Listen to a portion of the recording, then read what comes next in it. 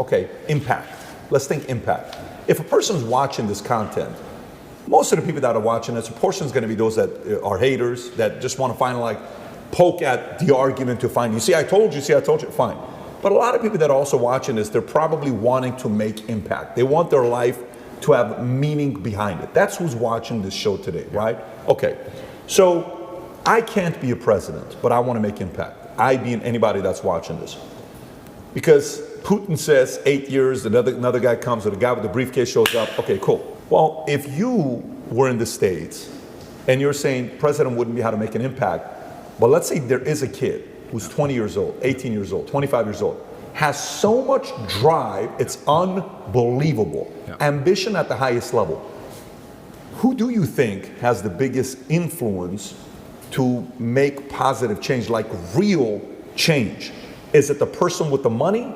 Is it the person with the biggest mic? Is it the person that goes into politics? What is the best way to have the biggest impact? Yeah, so I think the world has always only ever been a battle for influence. Even if you look at the current battlefield, Ukraine is next door, it's 5 hours drive away. The battle in Ukraine is not just about tanks and trenches and grenades. It's a battle for influence. Who influences the people within this territory? Who is in charge of the thinking, the language, the mindset of people within this geographical area? Every single battle, every single pitched battle, every single argument, every single debate has always been a battle for influence. If you have influence, you're an extremely powerful person. All of us here are some of the most powerful people in the world. How many millions of people listen to us? We have massive influence. And I think you can have influence at the ground level. You don't have to be a famous podcaster or famously well-known to have influence. I would argue that those Romanian grandmas who gave me my food will remember me for the rest of their lives. I would like to believe I gave a positive influence and a positive impact on their lives for the rest of their life.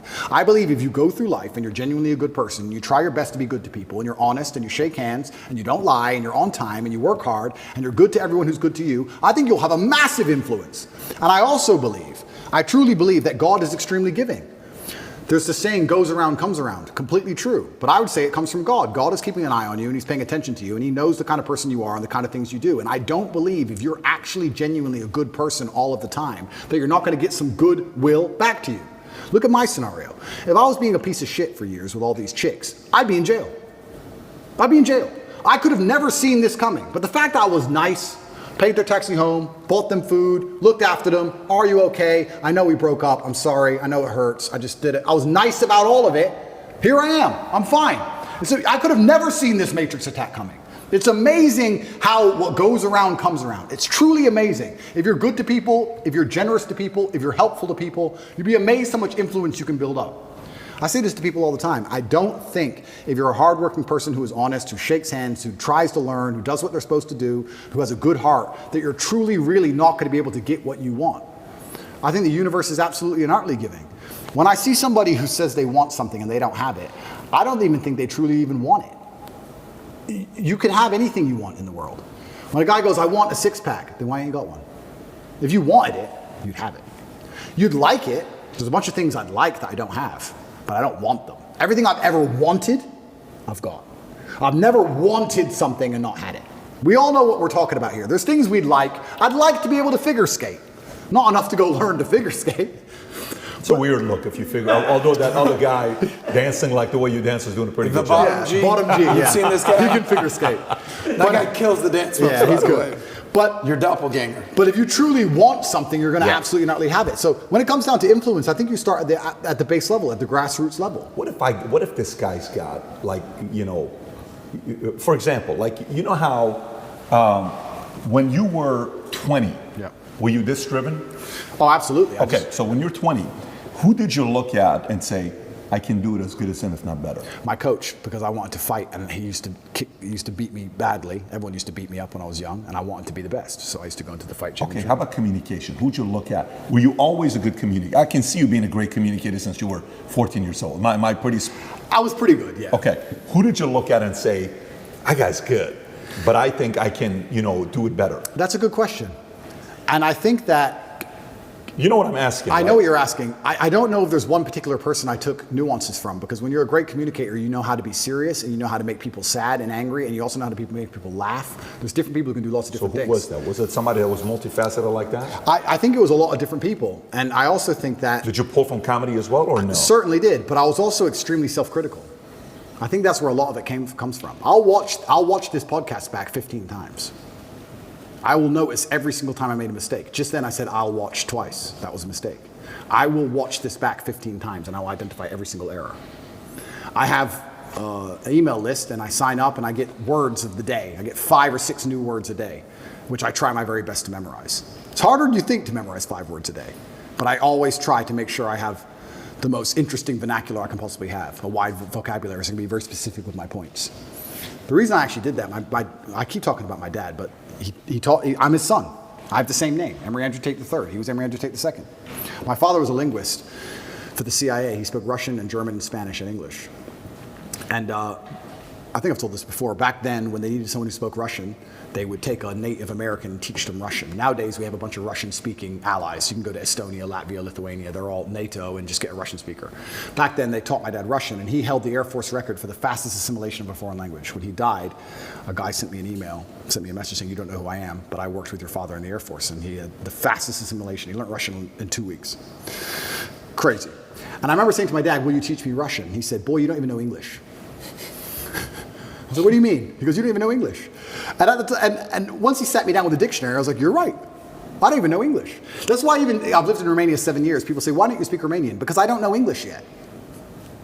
I need to finish the first job before I learn the second. I don't know English. There's a bunch of words I don't know. I can't speak how he spoke. So I don't have time for a second language. Yeah. Also, another thing I found really interesting, Putin speaks English. Have you ever heard him speak English? No. Because if you want to speak to Putin, you speak to him in his language. You speak to me in Russian, and I reply to you in Russian, so I cannot be misunderstood or misconstrued. I don't make a fool of myself. You can't get me on some vernacular trick. I speak my language, and I also prefer that also. I speak English. That's what I speak. If you want to speak to me, you speak to me in my language, so I will win the debate always. Who'd you look up to outside of your dad? I look up to lots of people. I'm talking specifically younger age, not today. I'm talking 16, 20, 25, that age. Not today. It's a good question.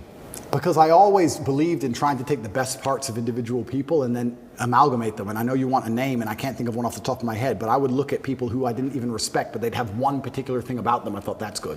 It could be somebody I didn't even like, but he dressed well. I think you just have to be perspicacious and look at people, and there's something you can learn from absolutely everybody, and just try and adapt it all. I'm not saying everybody should be clones of me. For everyone's individual, right? But there might be some things about me they find inspiring that they may adapt and take on board, and then they'll find some things from other people. But learning to speak is something I understood from a very young age how important that would be. That's a superpower. Okay, so let me go back to the question I was asking, where I'm trying to go with this. So I asked the question, I said, imagine the 20-year-old that's watching this, that's saying, "No, Tate, don't give me the answer for anybody can create, contribute to society. I'm not that guy. Talk to me like I'm one in a million. Talk to me like I'm one in. So if I'm willing to give 20 years, 30 years of my life to one way to go up to make true positive impact in America, my country, in the world, what should, don't talk to me like everybody else. Hold the standards. What should I do? What angle should I go? Okay, so first things first, you need to be worthy of respect. And you're going to be worthy of respect through having things which are difficult to acquire. So first things first, the basic things, you need to be very focused on trying to make money, because people listen to you when you have money. They just do. Secondly, you need to be in fantastic physical condition, because when you're in fantastic physical condition, it cannot be bought. It must be earned, and people know that. When you're in, I don't know about you, if someone walked in to sell me something and they were obese, I would not trust them the same as if they were in fantastic physical shape. Because I'd say, I don't think you have dedication and heart. I don't think there's something about you that I just wouldn't trust you the same. So fantastic physical condition and money is the first thing. The second thing, whatever your ideas are, you need to learn how to communicate them. Speaking is a superpower in and of itself. You need to become a fantastic communicator. You need to be comfortable in all realms of communication. You need to be persuasive. You need to be comfortable arguing. You need to be good at debating. There's a lot of people out there in the world who have ideas that they can't even project into somebody else's mind. How are you going to rule the world with that? How are you going to get your ideas out there and make an influence if you can't make other people understand exactly what you think? That's the first thing. Second thing, once they understand exactly what you think, you need to make them agree with what you think. These are two different skills. Must be practiced and must be learned. If you're 20 years old and you want to change the world, you need to be having endless debates. Endless. Without resorting to name calling, not on Twitter like a dummy, in person. And you need to come across in a way that people agree with you. We can go back quickly and talk about the red pill. The difference between me when I talk to girls on these panel shows and every other guy when they talk to girls on these panel shows is, when I'm done, all the girls want me. Watch them. Watch the shows. I say the same thing, and by the end, the chicks are in love with me, as opposed to saying the same thing and the chicks thinking I'm a dickhead. That's the difference. I project my ideas and I make them agree with my ideas to a point where they're like, texting me afterwards. I'm not saying anything different. It's how I'm communicating it. You can catch more flies with honey than hurting people sometimes. So you need to be good at everything. You need to have a Swiss Army knife of tools. I know when to be intimidating or aggressive. I know when to come across as obtuse. I know when to come across as exceptionally open-minded and easy to understand. I know when to come across as understanding. I know all these things. This all has to be practiced. And a lot of it is, communication. I would say, if you're going to say to a 20-year-old who's truly exceptional and driven, I'd say you need to become a master communicator. Because once you can do that, you can do anything. And that fixes all the other problems, right? We talk about making money. If you're a master communicator, you do fantastic in sales. Yeah. You'll kill sales. Yep. You'll absolutely destroy sales if you're a master communicator.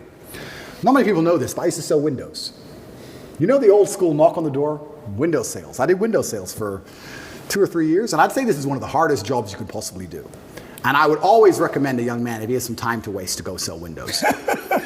And the reason, it's fantastic, because I'll tell you why. It's the hardest one to sell because, 1, nobody wants them. 2, they don't know who you are. And 3, even if you convince them that they need windows, after them not knowing who you are, then they go to all your competitors and then it becomes a price war. It's a nightmare. It's the hardest sales job. If you're selling a Lambo, at least they want the Lambo, right? Nobody wants glass and plastic. They already have windows. So you gotta find a way to sell them these windows. How do you do that? And that's where all this master communication comes in. And it's so many subtle little things. Being a good salesman is not necessarily being a liar. It's not being a trickster. It's just understanding what's going to make the person believe and understand what you say. If I walked in and said, would you like new windows? And they essentially said, no, we don't need new windows. Our windows look fine. I would say, but what about the security aspect? While looking at their 3-year-old child. And they'd sit there and go, what do you mean security aspect? And then I talk about how we had the lock 5000, and their locks are easy to break, as if glass isn't glass. It's all the same anyway. And you'd end up selling the windows. You have to find the triggers in people. There's another thing people don't understand about me and my message. Sometimes I sit here and I say things that piss people off because that's how you trigger people to make action. I have often written emails or done videos, especially to men when I want to help men, to piss them off. You're a loser. You're a dumbass. Andrew, why do you mean? Because you're not going to go to the gym unless I tell you you're a fucking loser. And you are a loser, and I'm not lying to you. You are a loser. The emotional trigger you need to get up off that chair is the fact that you're not important, nobody cares who you are, any girl you're ever in love with I could take, and you're insignificant. And when you die, nobody's interested. That's your fault. You could have been something else. You did that. You failed. That has to be done. You have to be a master communicator. And sometimes that involves also insulting people. It's all a massive tapestry. But to answer your question, for the 20-year-old, he needs to become a master at communicating. But also to be a master at communicating, you also need experiences worth talking about. You have to live a life. You need a degree of wisdom, and wisdom doesn't always come with age, it comes with life lived. I had a guy message me, this is a long time ago when I used to reply to my own emails, too big now, but he said, I don't have any stories, my life's boring. I said, bro, where do you live? He said, Madrid. I said, bro, ride the train from Madrid to St. Petersburg. Ride the train from Madrid to Vladivostok, do the Trans-Siberian Railway, cost you like $300. He goes, oh, but what if I get robbed? Exactly! That's exactly the point! What if you get robbed? Now you have a story. Maybe you'll die, maybe you won't. But you have a story. Don't bring your watch. Have you got a Rolex? No one wants to rob you anyway. Don't worry about it. You're brokey. Get on the train. There has to be that degree of risk to even have a story, because when you have a story, then you can communicate the story. You can't be an empty vessel either. So when you say you're telling me how I build this 20-year-old into a super soldier. Yeah, he has to be a master communicator, but he also has to do things which are risky. Risk has value intrinsically linked to it, intrinsically. This is why people, when you do risky things, people want to hear the story. Your coolest stories involve risk. Something went wrong, this could have happened, I almost this, I made it out. Without these risks, you haven't got it. So I would say to the 20-year-old, do what I did. Get in the cage. Get in the ring. Knock someone out, get knocked out, train hard. Fighting will teach you everything you need to know about life. You'll learn everything about who you truly are. You'll learn if you're a coward or not. You'll learn everything about perseverance and hard work and dedication, everything about being underappreciated. You learn everything about fear. You learn all of it. You learn everything about people. You win a fight, check your phone. Lose a fight, check your phone. You learn all about people. You learn all about them. You learn all about women. I learned so much about women through fighting.